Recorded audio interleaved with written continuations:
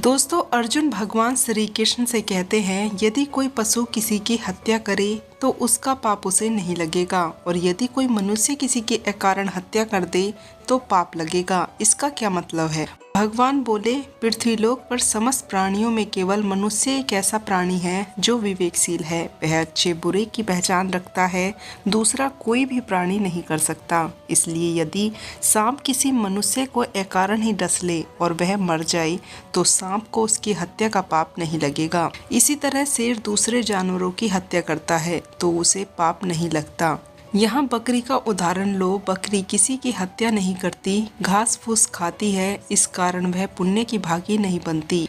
पाप पुण्य का लेखा जोखा अर्थात प्रारब्ध है, केवल मनुष्य का बनता है। इसलिए जब मनुष्य अपने पाप और पुण्य भोग लेता है तो उसे फिर मनुष्य की योनि में भेज दिया जाता है। हे मधुसूदन, क्या कोई ऐसा स्थान नहीं है जहाँ से लौटकर आना न पड़े और जन्म मरण का यह चक्र समाप्त हो जाए? भगवान श्री कृष्ण कहते हैं, ऐसा स्थान केवल परम धाम है, अर्थात मेरा धाम, जहाँ पहुँचने के बाद किसी को लौटकर वापस नहीं आना पड़ता। इसी को मोक्ष कहते हैं। हे योगेश्वर, आपने मेरे कई प्रश्नों के उत्तर दिए। एक प्रश्न और पूछना चाहता हूँ प्रभु। सुना है कि मृत्यु के समय मनुष्य को बड़ा कष्ट उठाना पड़ता है, चाहे वह मृत्यु युद्ध भूमि पर किसी शस्त्र के घातक घाव के कारण हो या अपने आप आए। क्या मृत्यु को आसान बनाने को कोई तरीका है? हे अर्जुन, प्रश्न मृत्यु को आसान बनाने का नहीं है, बल्कि जीवन मृत्यु के चक्र से निकलकर मोक्ष प्राप्त करने का है। यदि मनुष्य मृत्यु के समय यह विधि अपनाए जो मैं तुम्हें बता रहा हूँ तो उसे तुरंत मोक्ष प्राप्त होगा और वह सीधा मेरे धाम को पहुँच जाएगा। वो गोपनीय विधि क्या है प्रभु? माधव प्राण त्यागते समय अपने सभी इंद्रियों के द्वार को रोक कर तथा मन को हृदय में स्थिर करके और प्राण को मस्तिष्क में स्थापित करके परमात्मा का स्मरण करते हुए ओम मंत्र का उच्चारण करें तो वह मनुष्य जीवन भर कितना ही पापी क्यों न हो, उसे मोक्ष अवश्य प्राप्त हो जाता है। हे भोलेनाथ, प्रभु श्री कृष्ण कह रहे हैं कि मृत्यु के समय ओम शब्द के उच्चारण से पापी से पापी मनुष्य की आत्मा को भी मुक्ति मिल जाती है। देवी, ओम केवल एक शब्द नहीं है, समस्त मंत्रों का शिरोमणि मंत्र है। ओम, इसकी महिमा अनंत है। आध्यात्मिक साधन की सफलता का केंद्र बिंदु ओम है। सिद्धि प्राप्ति का मूल मंत्र ओम है। यह वह कमंडल है जिसे सारा ज्ञान और सारी सृष्टि उत्पन्न हुई है। ओम की साधना ज्ञान और भक्ति के मार्ग को प्रकाशित कर देती है और अपने जीवन में ओम का उच्चारण करते रहने वाले प्राणी को सुख, समृद्धि, वैभव और वैराग्य प्राप्त हो जाता है। प्रभु, यह बात तो मनुष्य के जीवन के संबंध में है, परंतु उनकी मृत्यु के समय ओम के उच्चारण का इतना महत्व क्यों है कि पापी मनुष्य के शरीर को शुद्धि और आत्मा को मुक्ति प्राप्त हो जाती है? देवी, मनुष्य के शरीर को ब्रह्मा रूप कहा गया है और मानव देह के भीतर हृदय कमल में आत्मा की दिव्य ज्योति प्रकाशित रहती है। मृत्यु के समय जब मनुष्य ओम ओम का मंद मंद उच्चारण एक लय के साथ करता है तो आत्मा और परमात्मा दोनों ही महासुख और महा आनंद के साथ नाच नाच करती हुई और दोनों एक दूसरे से मिलन के लिए ऐसे व्याकुल हो जाते हैं जैसे युगों युगों से बिछड़े हुए दो प्रेमी हों।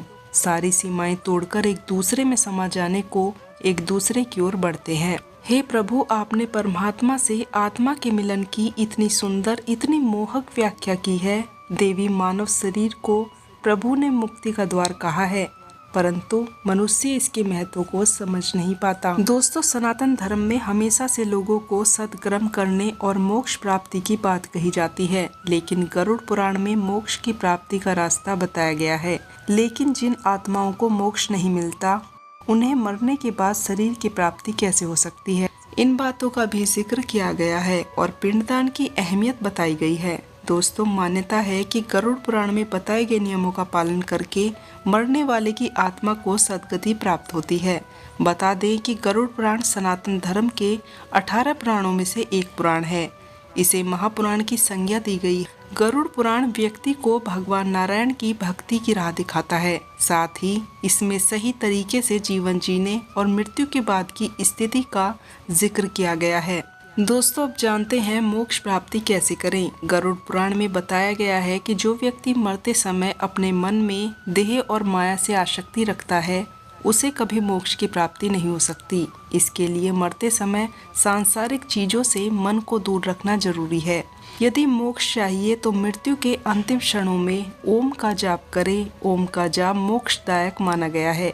इसके अलावा यदि संभव हो सके तो किसी पवित्र स्थान पर स्नान करें, फिर आसन लगाकर गायत्री मंत्र का जाप करें। माना जाता है कि जिन लोगों की आत्मा को मुक्ति नहीं मिलती, उन्हें वापस कोई शरीर लेकर धरती पर आना ही पड़ता है। ऐसे में लोगों के जहन में सवाल होता है कि मरने के बाद आत्मा को शरीर कैसे मिल जाता है। दोस्तों, गरुड़ पुराण में कहा गया है कि मरने के बाद कर्मों की गति के हिसाब से व्यक्ति को शरीर की प्राप्ति होती है। कभी आत्मा को तुरंत शरीर मिल जाता है तो कभी शरीर मिलने में देरी होती है। शरीर मिलने के लिए मरने वाले का पिंडदान जरूरी है, वरना आत्मा को भटकना पड़ता है। गरुड़ पुराण के मुताबिक मरने के बाद व्यक्ति का शरीर वायु शरीर धारण कर लेता है।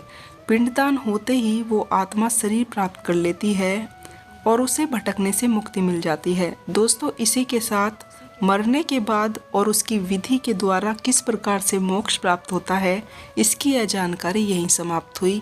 अगर आपको यह जानकारी पसंद आई हो तो चैनल से जुड़े रहने के लिए चैनल को सब्सक्राइब करें और मोटिवेट करने के लिए वीडियो को लाइक करें। तो दोस्तों, मिलती हूँ श्री कृष्ण के अन्य उपदेशों के साथ। तब तक के लिए आप लोग अपना ध्यान रखें, खुश रहें। जय सनातन, जय श्री कृष्ण।